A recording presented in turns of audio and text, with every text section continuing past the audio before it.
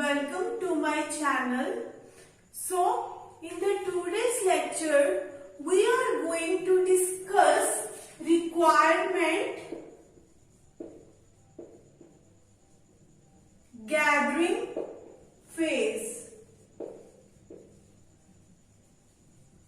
Okay. So, till now we have discussed several models, several software development life cycle models like classical waterfall model, iterative model, spiral model, and we discussed agile models. Okay, so now we are discussing each and every phase for which is required for the development of the software. Okay, like requirement gathering, designing, coding, testing. We have several phases for the development of the software. Now, what we are doing? We are studying each and every phase in detail. Okay, so what happens initially? We have a client. Okay, we have a client and client want to run a business. Client want to run a business. So, to run that business, your client needs software. Okay, your client needs software. Okay, but what happens? Your client is going to go to some company, okay, for the building of the software. Client don't have any knowledge that how we can develop software. So your client is going to take the help of some software company. Okay, so client has some ideas in his mind. Client know that what features I needed in my software product. Okay, and your software company is going to develop your software product. So firstly, what happens? Your software developer team, or you can say product owner or software development team,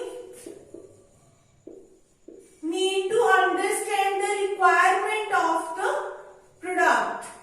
Okay, first of all, your developer team is going to get the knowledge that what features our client needed in this software product.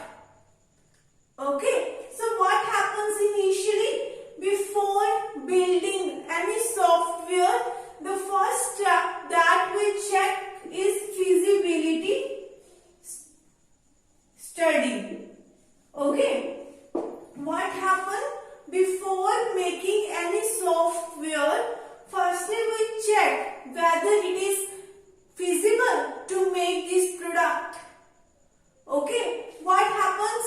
We have lots of ideas in our mind, but some ideas cannot be implemented practically in real life. Okay, so there is a chance that client might having some idea which might not be practically possible to implement. Okay, so what happens? Firstly, we do the feasibility study. We try to check whether client's requirement can be changed into software product or not. Okay, so the first step we have is feasibility study. In this feasibility study, we will check whether it is possible to implement the idea of the client or not. Okay, once you have crossed this step, finally you got that this is practically implement to build this product. Next, what happens? Your software developer team, okay, or now you will be giving your requirements or whatever features feature you want in your product to the company, to the software company or to the software development team. Okay, your software development team is going to gather all of the requirements. They will try to understand the objective of the software. Your client is going to give all of the features that your client want in the project. Okay, so software team is going to gather all of the requirements from the client. How software team can understand the requirement of the client? Software team can use questionnaire method. Okay, software team can use questionnaire method. Software team might ask questions from the client related to product. Okay, because your software team has to build the product, so it is going to get the complete knowledge of the software product. Okay, as your client is from non-technical background, so there is a chance that client might not having complete clarity. Okay, there is a chance that your client might not having complete clarity about the software product. So your software team is going to fetch all of the details of the software product from the client. Okay, they can ask questions from the client to get the complete knowledge of the software product. Okay, and what is the other option? Your software team can take client's interview. Okay, anyhow, you can use any method. Our objective is to get the complete requirements of the product from the client. Okay, so your software team is going to fetch the functional requirements.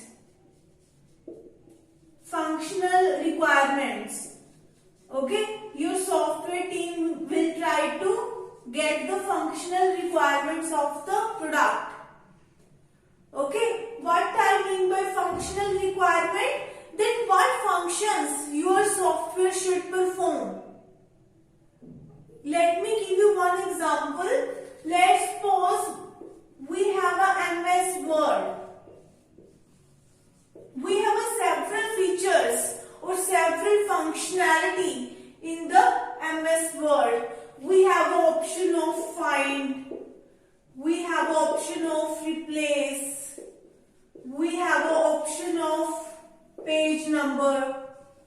We have an option of save. We have option of print. All these are the functionalities which your MS Word is going to perform. Okay, so your software team will try to fetch all of the functional requirements from the client, that which functionalities or what features you really want in your software product. Okay, next your software team will try to get the non-functional requirements. Non-functional requirements. Okay, now you have got the complete idea that what functionality your client need. But now you have built your complete project. You have completed all of the functionalities in your product. Now what we want? We want that our product is portable or not. Whether your product is suitable to run on which platform. Okay, whether you can run your software on any platform or there is some specific platforms on which you are going to run your product. Okay, in non-functional requirements, we reliability. Okay, so we will try to check whether your software can run on any platform or not. Okay, so this I have just told you few things that your software team will try to get all of the requirements from the client anyhow. Okay, your software team has to use some of the tools to get the requirements from the client because your client is from non-technical background. Okay, so once you have got the requirements, once you have collected all of the requirements from the client, the next step is we will be making SRS document. We will be making SRS document. SRS document. Okay, what is the meaning of SRS document? The full form of SRS document is Software Requirement Specification. Okay, in this document, what we will be doing? We will be writing the complete detail of the project in a short way. Okay, you will be writing the objective of your software product. You will be writing the complete detail. You will be making documentation of your product, that which functionalities this product is going to perform. Each and everything, what is the objective of this product, each and everything you will be writing in your SRS document. Like we make synopsis. When we study in engineering college, when we have to submit our project, we make synopsis, we make documentation. In this documentation, you will be writing the detail of your software product. Okay, that what are the functionalities it is going to perform, on which platform it is going to run, and which technology you are using to build your product. Each and every detail you are going to write in this document.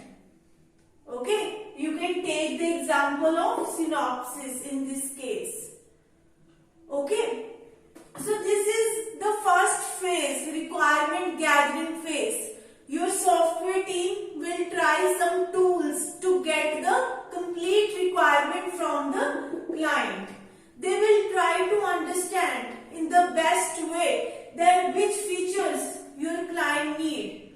Okay, because if you lack in understanding the requirement, you can never make good software. The more clarity you will be having of the requirements, the more good software you will be making. Okay, so I hope that you are clear with requirement gathering phase. So thank you so much for watching my video. If you like my video, please like, share and subscribe my channel. If you have any query, I have mentioned my email ID in the description box. You can contact me on that email ID.